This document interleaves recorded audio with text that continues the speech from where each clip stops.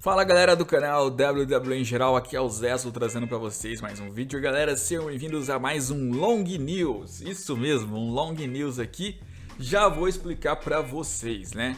A partir de agora, toda sexta-feira, nesse mesmo horário, estará saindo os Fast News, que não vão ser chamados de Fast News, assim de Long News, que nada mais é que um vídeo onde eu vou comentar sobre as principais notícias do dia, às vezes da semana, e sim, eu não vou só dar a notícia, eu vou comentar sobre ela, vou explicar sobre cada uma delas aqui, dar minha opinião bem rapidamente, né? A ideia é fazer isso no mesmo horário do show do SmackDown, porque já que eu não vou estar assistindo SmackDown e muitos de vocês também aí disseram que não, então meio que serve como uma substituição, né? Fazer alguma outra coisa no lugar. Lembrando, amanhã tem podcast do SmackDown, mas eu não vou dar spoiler. Vocês assistam para vocês entenderem que podcast que vai ser esse. Não é do show que tá tendo agora.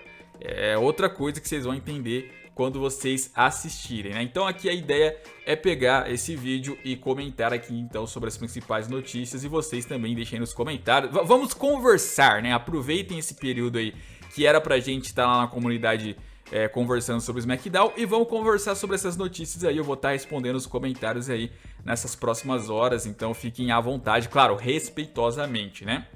Então, é como se fosse uma cópia dos vídeos do Jean. Chupa, Jean, chupa. Copiei e vou derrubar seu SmackDown na sua cara. Tô brincando, tá? Inclusive, galera, ó, só pra deixar claro, eu e o Jean, a gente é colega, a gente conversa todo dia, a gente é amigo, tipo.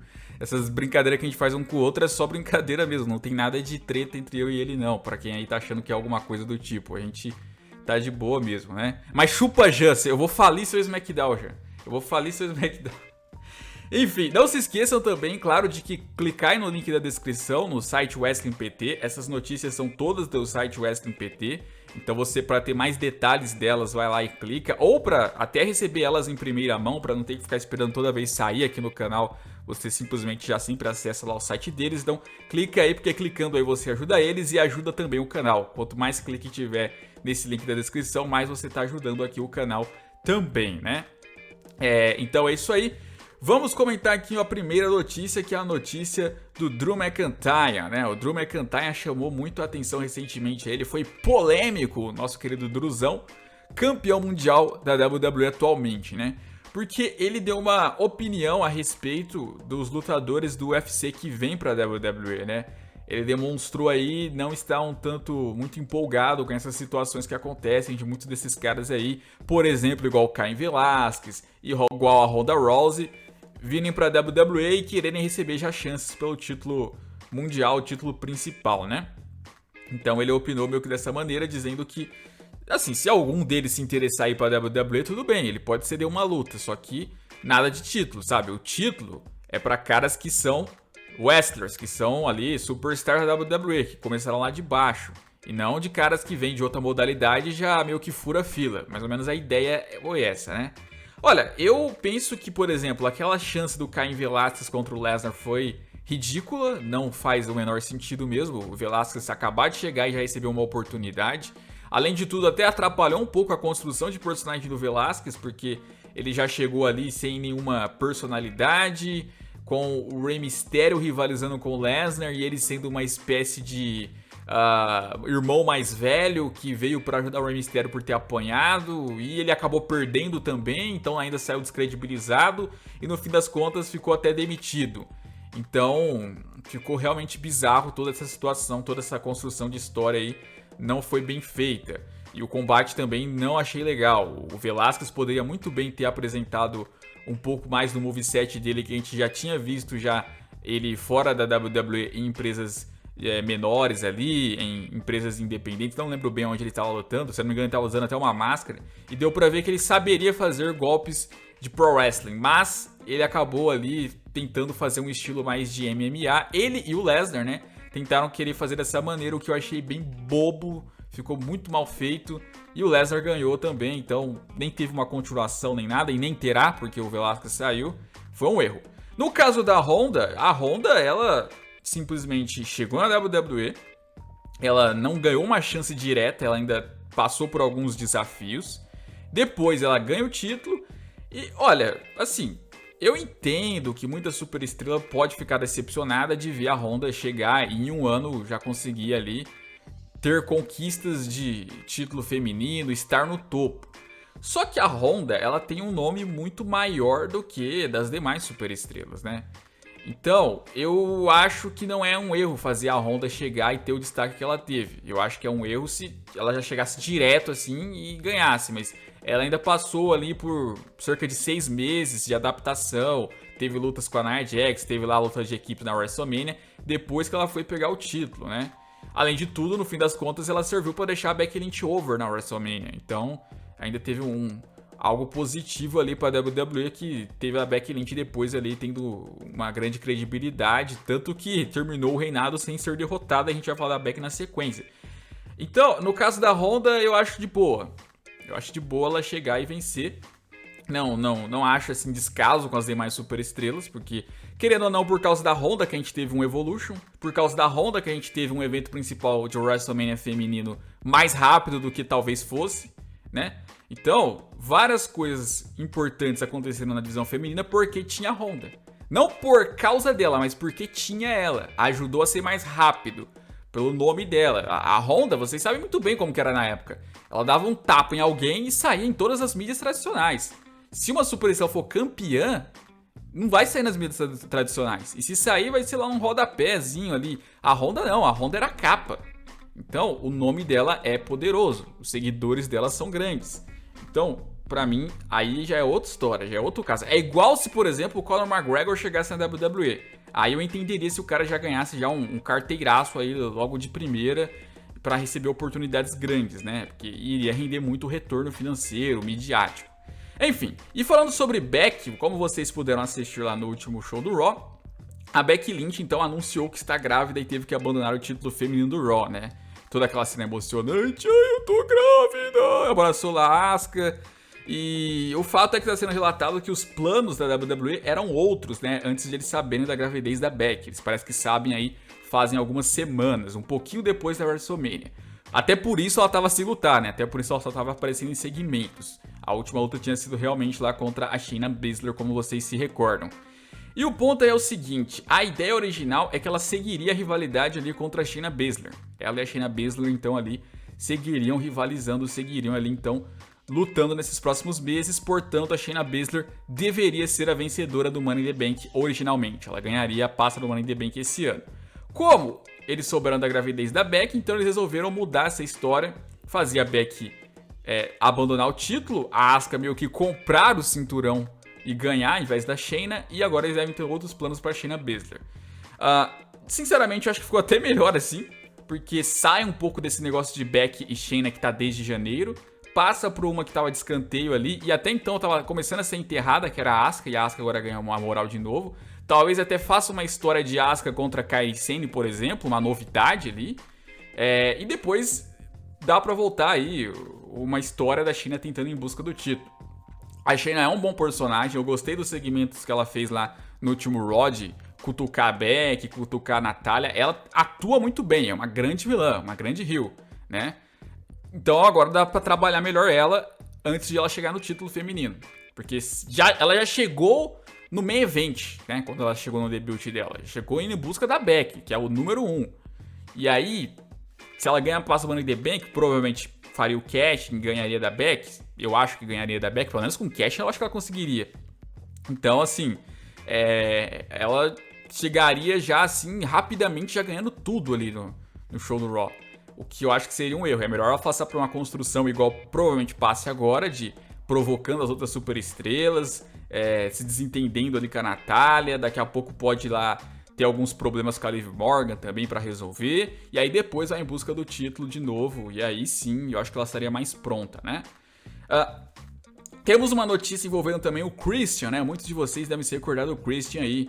Ele que foi um dos grandes superstars da WWE, teve que dar uma pausa na carreira dele por conta de uma lesão, que até então, até hoje não foi oficializado como uma aposentadoria, mas ele já disse, que inclusive essa é a notícia, de que ele não voltará mais aos rings.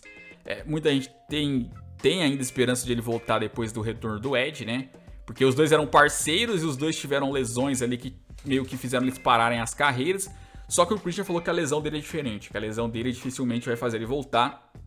O que diferente do Edge também, ele não tá treinando pra isso, ele não tá se esforçando pra isso, sabe? Ele meio que já jogou a toalha, ele não tem o interesse mais de voltar.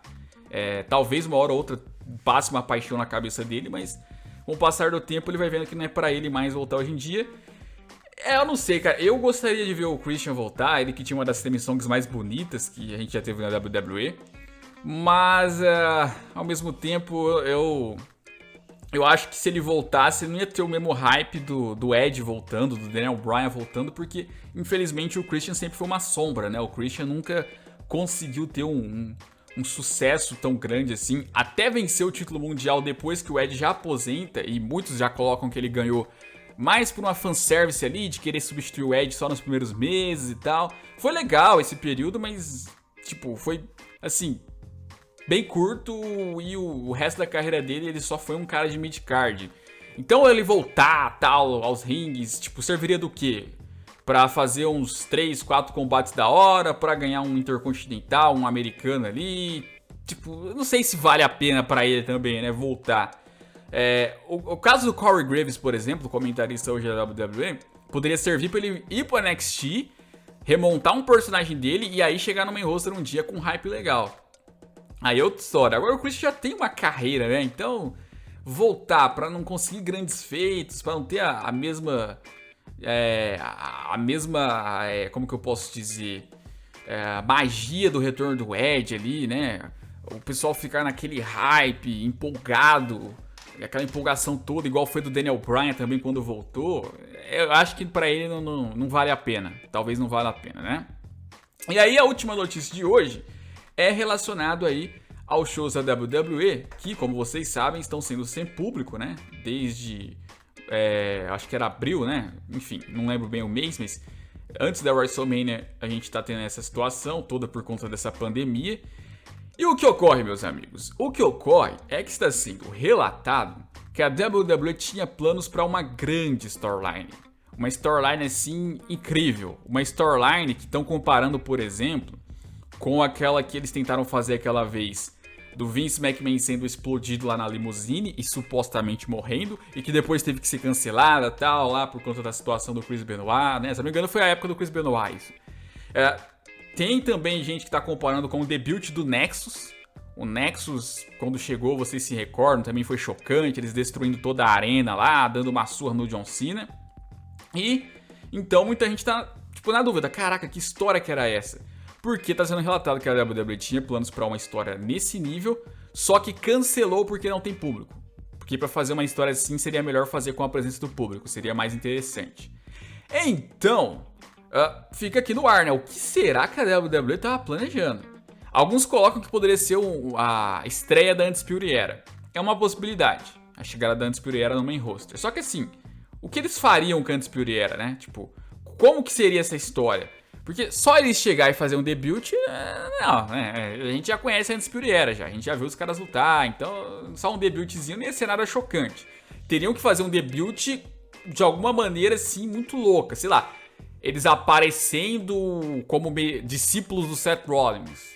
Não sei nem se isso é tão empolgante, mas é só um exemplo. Eles aparecendo como uma nova autoridade, eu sinceramente eu não sei, Teriam que pensar em algo muito criativo aí pra ser uma história bem chocante. Eles chegar igual o Nexus chegou, de destruir todo mundo, eu não sei se pegaria bem, seria meio que uma repetição. O Shield chegou de uma maneira parecida que o Nexus também, aquela vez, então seria, sabe, a mesma coisa de sempre. E fora que a Undisputed Era já apareceu no main roster lá na época do Survivor Series, então não seria novidade, assim. Então, mas é uma possibilidade de que eles poderiam estar pensando em fazer e adiaram. Nós temos a situação do hacker, que ainda está acontecendo aí, alguns sinais, que a mensagem vai ser revelada. E aí a questão do hacker depende muito de quem fosse o hacker. Se for o Xavier, se for o Mustafa Ali, se for o Shorty G, se for todo mundo ali que estão especulando, né, esses nomes assim um pouco mais insignificantes, convenhamos, não é algo tão chocante. Por mais que ele faça uma grande revelação, que poderia ser muito boa, sei lá, revela que o New Day tá ali com problemas internos e que talvez um dos membros esteja se traindo, revela ali que, sei lá, que algum problema de backstage ali, sei lá, o Triple H se desentendendo com a Stephanie, alguma coisa assim, beleza, ia ser louco, né? Talvez a identidade do hacker não seja algo tão interessante, mas a história que ele se envolva fosse. Agora, pro hacker ser interessante, teria que ser um hacker assim que ninguém tá esperando, ou que tá esperando e é um nome foda. Tipo, claro, que eu tô querendo dizer, do CM Punk, né? Até houve lá aquela menção lá da frase do CM Punk recentemente com esse hacker lá no WWE Backstage, mas acho que foi uma brincadeira aí que a WWE quis fazer pra confundir a cabeça dos fãs. Não acredito que o CM Punk é o hacker. Eu torço pra que seja, que seria muito legal, mas não acho que ele seja o hacker. Agora, se fosse, aí sim a gente ia estar se envolvendo numa história assim, histórica. Uma história que, com certeza, se tivesse público, o pessoal ia pular de loucura, assim. Caraca, meu Deus, CM Punk é o hacker, CM Punk voltou. Né, tipo, ia ser um negócio louco. Aí, realmente, dá pra botar no nível dessas outras storylines aí. Aí, com certeza, compensa esperar o público voltar. Porque fazer isso sem público ia ser um negócio muito...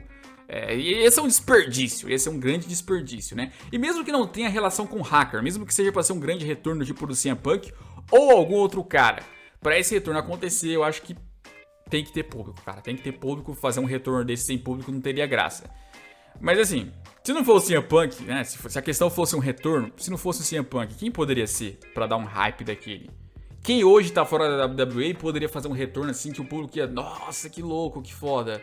Eu não consigo pensar, né? Acho que tá todo mundo ali. O Kurt Angle acabou de sair. Quem que poderia ser? O Sting? Eu acho que o Sting, né? O Sting vindo ali, talvez uma história com o Undertaker, talvez isso. O Sting e só o Sting. O Goldberg tava aí há pouco tempo, o Lesnar tava. Aí o Chris Jericho não vai vir, né? O Ambrose acabou de sair também, então... Acho que só se fosse isso mesmo, se a questão dessa storyline for um retorno. Mas a gente nem sabe se é, né? Mas o fato é que uma grande história foi cancelada ou até mesmo adiada. Talvez retorne ano que vem, quando o público estiver de volta, por conta aí dessa pandemia, né? Então fica a expectativa. O que a WWE tinha em mente? Comentem as teorias de vocês. Foi esse o vídeo de hoje, espero que vocês tenham gostado. Deixa o like, se inscreva no canal. Até a próxima e fui!